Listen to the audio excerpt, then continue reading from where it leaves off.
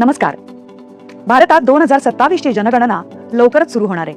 ही जनगणना विशेष आहे कारण ती डिजिटल साधनांचा वापर करून केली जाणार आहे. पहिल्या टप्प्यात म्हणजेच घर यादी व घरगणना कार्यात प्रत्येक घराची यादी तयार करून कुटुंबांची मोजणी केली जाईल आणि दुसऱ्या टप्प्यात लोकसंख्येची गणना केली जाईल.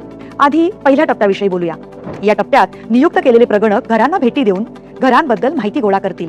परंतु ही प्रक्रिया स्वगणना पोर्टलद्वारे देखील पूर्ण केली जाऊ शकते. कुटुंब प्रमुख किंवा त्यांच्या वतीने कुटुंबातील कोणताही सदस्य पोर्टलला भेट देऊन आपल्या घराचे आणि संबंधित उपलब्ध सोयी सुविधांविषयीचे तपशील भरू शकतो. कृपया नोंद घ्यावी. एक कुटुंब फक्त एकाच मोबाईल नंबरचा वापर करून लॉग इन करू शकते आणि ही नोंद कुटुंब प्रमुखाच्या वतीनेच केली गेली पाहिजे. एकदा मोबाईल नंबरची स्वगणनेसाठी नोंदणी झाल्यावर तो नंबर दुसऱ्या कुटुंबासाठी वापरता येणार नाही. कुटुंब प्रमुखाचं नाव बदलता येणार नाही. लोकांनी स्वगणना केल्यास गणना प्रक्रिया अधिक सोपी आणि जलद होईल. हा याचा मुख्य फायदा आहे. स्वगणना ही एक विशेष सुविधा आहे. ती त्या विशिष्ट राज्यात किंवा केंद्रशासित प्रदेशात घर यादी कार्य सुरू होण्याच्या 15 दिवस आधी उपलब्ध करून दिली जाईल. HLOच्या प्रक्रियेदरम्यान प्रत्येक रहिवाशाला एकूण अधिसूचित 33 प्रश्न विचारले जातील. महाराष्ट्रातील स्वगणनेचा काळ हा 1 मे ते 15 मे आहे. तसेच HLO प्रक्रियेचा काळ हा 16 मे ते 14 जून आहे. स्वगणना पोर्टलवर तपशील कसा भरावा? सर्वप्रथम SE पोर्टल उघडा. त्यानंतर आपलं राज्य किंवा केंद्रशासित प्रदेश निवडा आणि स्क्रीनवर दिसणारा कॅप्चा भरा. त्यानंतर स्वागत स्क्रीन आपल्याला पुढील टप्प्यांवर मार्गदर्शन करेल. कुटुंब प्रमुख, उदाहरणार्थ समजा इथे सुशीला देवी आपलं नाव आणि मोबाईल नंबर नोंदवतात. आता तुमची सोयीची भाषा निवडा. त्यानंतर OTP द्वारे पडताळणी केली जाते. ही संपूर्ण प्रक्रिया सुरक्षित आणि अतिशय सोपी आहे.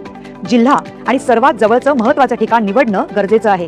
तुम्ही शोधलेलं महत्त्वाचं स्थान दर्शवणारा एक मार्कर नकाशावर दिसेल. आता तो मार्कर तुमच्या घराच्या जागेवर ओढा. त्यानंतर जतन करा आणि पुढे जा वर क्लिक करा. यानंतर HLO प्रश्नावलीचं पान उघडेल. बहुतेक प्रश्न पर्यायांवर आधारित असतील. नावं लिहिण्यासाठी एक ध्वनी उच्चारण आणि आभासी कीबोर्ड देखील असेल. वारंवार विचारले जाणारे प्रश्न म्हणजेच FAQ आणि विशेष सूचना कोणत्याही शंकेचं त्वरित स्पष्टीकरण देतील. जर कोणताही प्रश्न किंवा माहिती अपूर्ण राहिली असेल तर तांत्रिकदृष्ट्या तुम्हाला लगेच सूचित केलं जाईल. सर्व तपशील भरल्यानंतर ते काळजीपूर्वक तपासून बघावेत. आवश्यक वाटल्यास तुम्ही त्यात सुधारणा करू शकता. तपशील जतन करा किंवा शेवटी सबमिट करा.